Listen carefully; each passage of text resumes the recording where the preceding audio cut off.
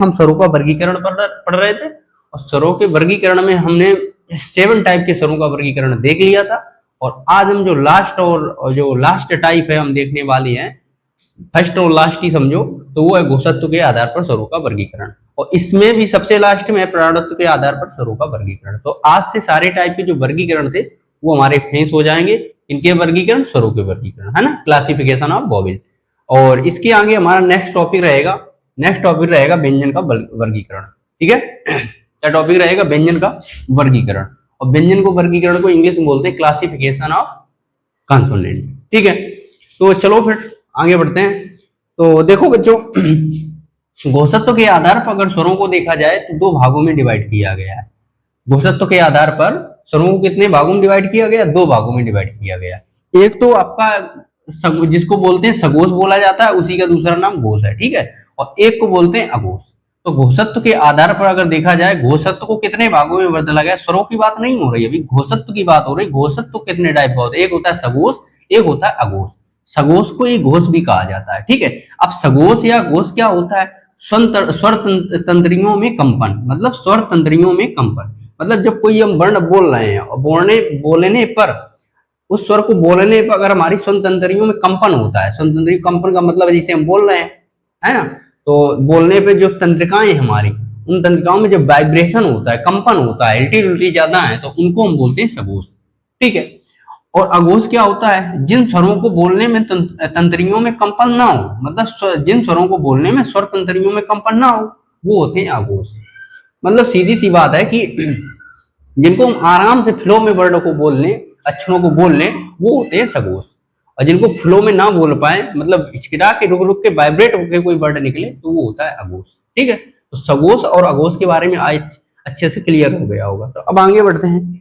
आगे क्या है कि देखो इसी के बारे में दिया गया है ना, घोषत्व के आधार पर स्वर। तो स्वर क्या होता है कि सभी स्वर सघोष या घोष होते हैं, मतलब दोनों का नाम एक ही है। तो सभी स्वर क्या होते हैं? सघोष होते हैं कि अघोष होते हैं? तो हमारी एक ही बात रहेगी कि सभी स्वर सघोष होते हैं। ठीक है, अगर आपसे पूछा जाए कि सभी स्वर क्या होते हैं, सघोष होते हैं कि अघोष होते हैं, तो सभी स्वर हमारे सघोष में आते हैं, अघोष नहीं होते, क्योंकि सभी स्वरों को बोलने पर स्वर तंत्रियों में कंपन होता है। राइट, तो ये हमारा क्लियर हो गया। अब नेक्स्ट और लास्ट टॉपिक बचता है हमारा स्वरों के वर्गीकरण का, प्राणत्व के आधार पर स्वर। अब प्राणत्व का मतलब होता है प्राण। अब प्राण का मतलब आत्मा भी होता है, ये तो बात सही है, जिसको हम बोलते हैं जान, है ना, बोलते हैं हमारी जान ले लोगे, तो जान का मतलब हमारे प्राण ले लोगे। तो प्राण का मतलब जान होता है, प्राण का मतलब हवा भी होता है। समझ रहे हो, यहाँ पे प्राण का मतलब क्या है? हवा। तो प्राणत्व के आधार पर अगर देखा जाए जो स्वर होते हैं, तो वो केवल प्राणत्व के आधार पर देखा जाए तो स्वर केवल अल्प प्राण ही होते हैं। मतलब क्या है इसका कहने का? प्राणत्व जो होता है वो भी 2 प्रकार का होता है। प्राणत्व का मतलब तो आपको बता ही दिया, प्राण होता है, और प्राण का मतलब होता है हवा। जो प्राणत्व होता है उसको भी 2 भागों में डिवाइड किया गया, एक अल्प प्राण, एक महाप्राण।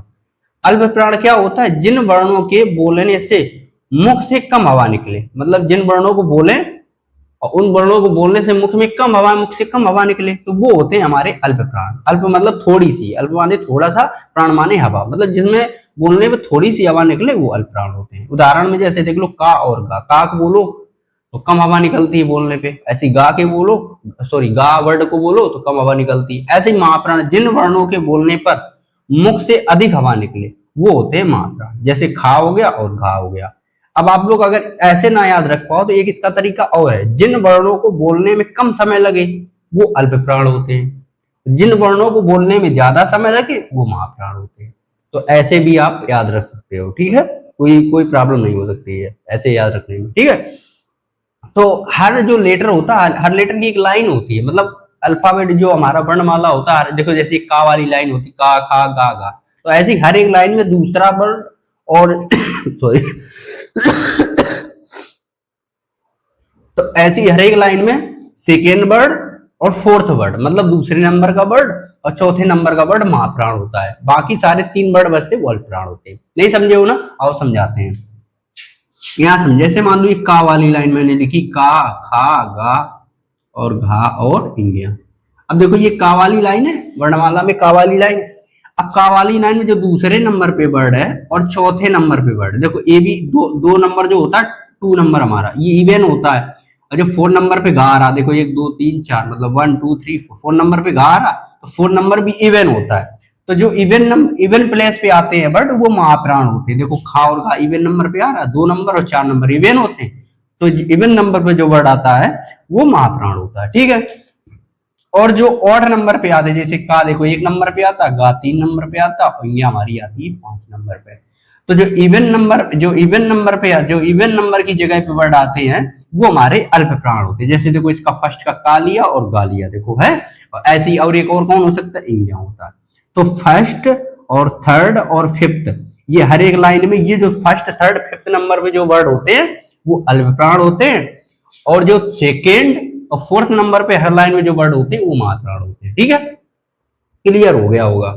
और एक बात और बता दें, जो हमारे स्वर होते हैं, स्वर सभी हमारे अल्प प्राण ही होते हैं, महाप्राण नहीं होते, क्योंकि सभी स्वरों को बोलने में कम समय लगता है मोस्टली, ठीक है। तो ऐसे याद रख सकते हो, ठीक है। तो आई होप ये आपका आज से स्वरों का वर्गीकरण का टॉपिक क्लियर हो गया है। अब हम कल से पढ़ेंगे व्यंजन का वर्गीकरण।